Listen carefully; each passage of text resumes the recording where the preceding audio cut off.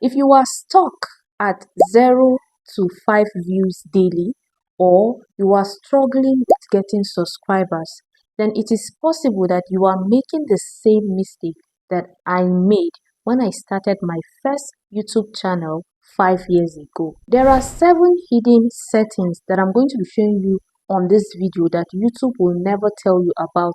And if you get one of these settings wrong, you might end up not growing on YouTube. So you want to watch this video to the end so that I'll be sharing with you guys what I did that changed my story, because I used to be in your shoes until I discovered this, and they really helped me to grow my channel and also got monetized on this YouTube space. Before we get into that, please kindly like this video and subscribe to my channel if you're yet to. So without taking much of your time, let us go straight into it. The first settings that I'm going to be showing you guys is the category setting. Now, this category setting helps the YouTube algorithm to understand the kind of content that you're creating, and is going to help to push your videos to the right audience. Let me show you guys how to turn this setting on or set it the right way in order to suit the kind of content that you're creating. All you need to do is head up straight to your YouTube studio and then click on any of your videos. After clicking on any of your videos, click on this customize pen icon as if you want to edit the video. Once you click on it, then click on more and scroll down to the end of that menu. Once you get there, you're going to see category. Then click on that category. It's going to give you so many options. You're going to see music, education, sports, how to, and style. If you're uploading music content, go ahead and just select music.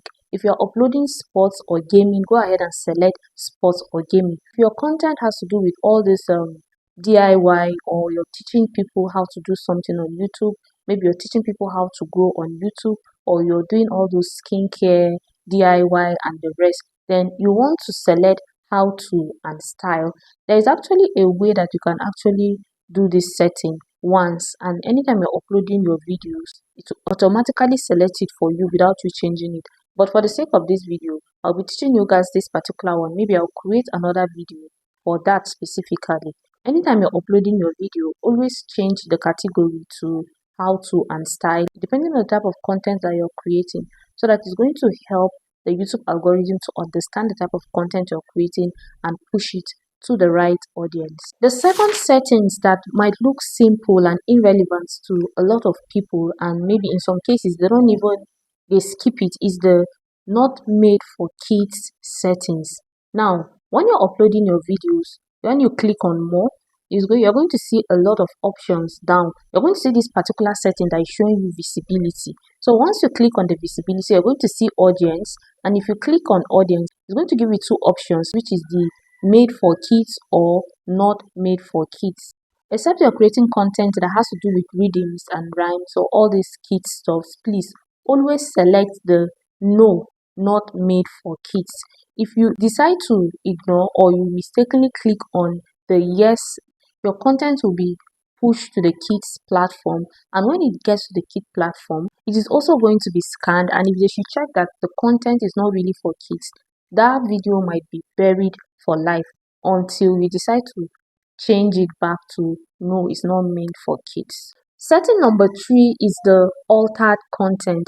A lot of people, especially new creators, normally skip this particular setting when uploading their video. But it might interest you to know that YouTube has launched a lot of AI features now, and all those little settings that you're taking for granted might affect you long run. All you need to do is, anytime you're uploading your videos in your YouTube studio, you just click on more. After clicking on more, you're going to see this particular place that says altered content. Okay, so after the altered content, you're going to see, do any of the following describe your content? They're going to give you 3 options now under that. So the first option is, does your content make a real person appear to say or do something that they didn't say or do? And there's another one that says alter footage, and there's another one that says generates a realistic looking scene. So, and then they give 2 options, yes or no. Always click on no. Okay, if you decide to ignore, That means you're telling the YouTube algorithm that you are a robot, and your views, your content might not even go far. You might end up not having the views that that particular video deserve. So always make sure that you don't skip this particular setting. Always click on no, so that the YouTube algorithm will push your videos and is going to enable you get more views that that particular video deserves. Settings number 4 is the playlist strategy. Have you noticed that anytime you're watching a particular video from a particular creator and then you decide to click on next, and then the next video that plays is still from that same creator, and then you decide to click on next and it's still a video from that same particular creator, it is not actually magic, it is just good planning. And that is where the playlists come in. It is very important to create a playlist. Now let me teach you how this strategy works. You're going to head straight to your YouTube app or to your studio, and then you go on and create and click on the playlist. Then you click on create new playlist. After creating this playlist, you're going to give this playlist a very attractive name, a name that will make people to click on it. For example, you can name it secrets or tactics that got me monetized. A name that will just make people to want to watch that particular playlist. So after naming that playlist, make sure you set it on public. Please don't leave it on private. Always make sure that your playlist is on public. Okay, then next thing you're going to do is you're going to add all those popular videos that you have, your videos that are doing very well, up to 3, 4, or 5 videos. So you're going to add them to that playlist. That's not all. When you are now done doing that, you're now going to copy the link of that playlist and always add it to your description anytime you're uploading your videos. Always add the link to that particular playlist in your description box. That brings us to settings number 5. The settings number 5 is the end screen funnel. Guys, the end screen is a very powerful tool that a lot of people are just ignoring.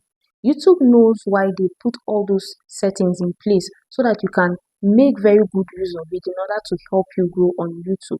Now, I know a lot of people when choosing their end screen, they will always choose the subscribe plus a recent video, but that is what is going to make you stand out. You are not going to be doing that.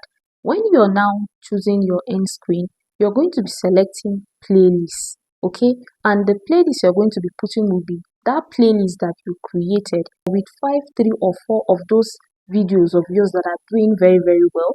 That is the playlist you're going to be choosing in your end screen, so that when people are watching your video and they decide to click on that on your end screen in order to watch more, it's going to take them to one of those videos, one of those your videos that are doing very well. And then let's assume maybe they decide to now click off that video. It's not going to take them to the second video, and when they click next, it's going to take them to the next video until all those videos are exhausted, or they just decide to click out of your channel completely. And before you know it, one particular viewer will now turn to 3 views or 4 views or 5 views at a go, and that is what the algorithm normally love. And before you know it, one viewer will now increase your watch hour. But the issue is, what if the viewer did not stay and watch the video to the end or get to the end, because the end screen are normally always at the end of the video. But don't worry, we're going to be tackling that in these settings. That is where the card comes into play.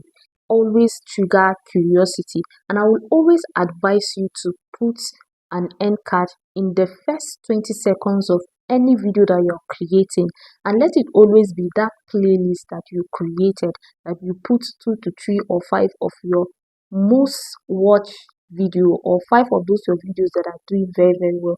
Let your playlist always be the first end card that you're going to be attaching in the first 20 seconds of your video. Why the first 20 seconds?